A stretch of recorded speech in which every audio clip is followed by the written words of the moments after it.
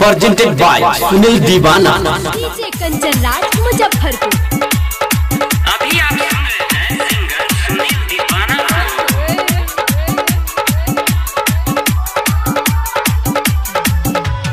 हे तो बिया है छोरी ससुरा में जाई में, साउस ससुर के है सुख न तू पाई में।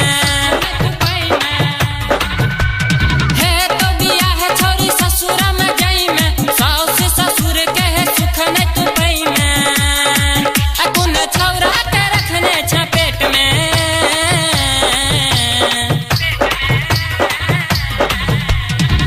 जो होगे तू खेलरिया तोरा कहियो नहीं है तहु पेट में।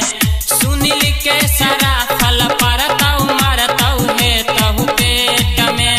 हे तो बिया है छोरी ससुरा में जाई में, साउस ससुर के है सुख न तू पाई में।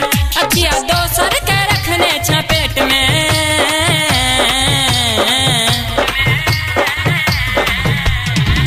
जो होके तू खेलरिया तोरा कहियो नहीं फरतहु पेट में।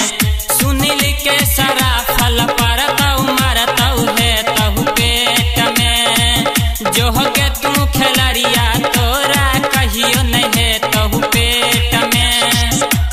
presented by DD Dhamaka recording studio बगेबा। मिक्स बाय कंचन राज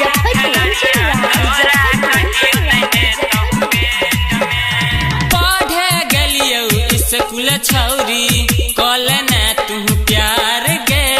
हम नहीं जाने छलियो खल करी दोसरे है तो यार गे, दोसरे है तो यार गे।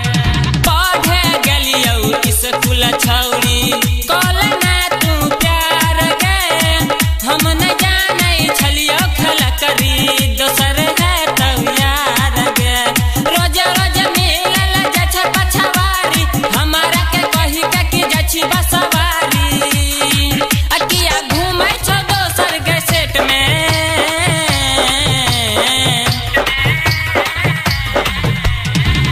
जो होगे तू धोछिया तोरा कहियो नहीं है तहु पेट में। पंकज के सारा फल परताऊ मारताऊ है तहु पेट में। सुनील के सारा फल परताऊ मारताऊ है तहु पेट में। जो होगे तू धोछिया तोरा कहियो नहीं फरतहु पेट में। presented by Sunil Deewana. Mix by DJ Kanchan presented by DD Dhamaka recording studio बगेबा।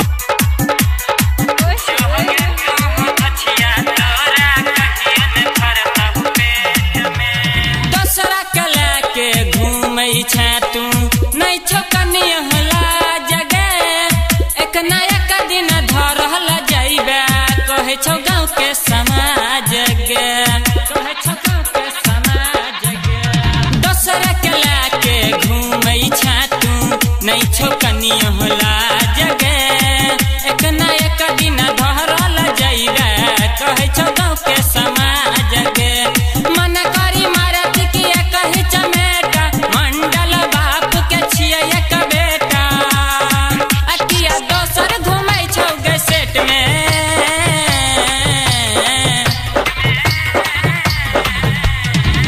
जो होगे तू खेल करी तोरा कहियो नहीं फरतहु पेट में।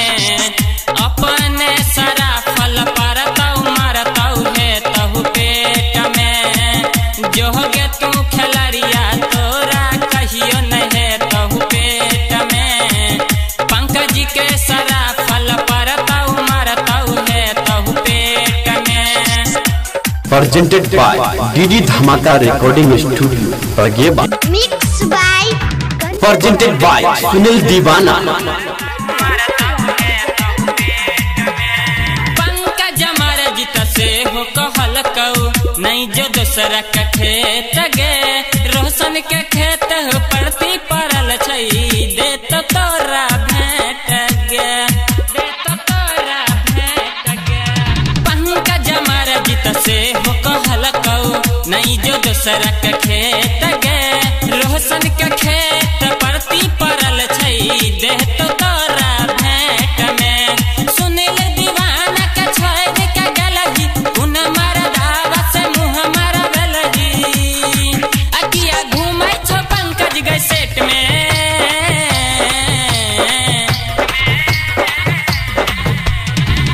जो के तू धछिया तोरा कहियो न है तहु पेट में सुनील के सरा फल परताऊ मरताऊ है तहु पेट में है तो बिया है छोरी ससुर में जाई में साउस ससुर के सुख में तू पई में अटिया दर्द उठाई छौ के पेट में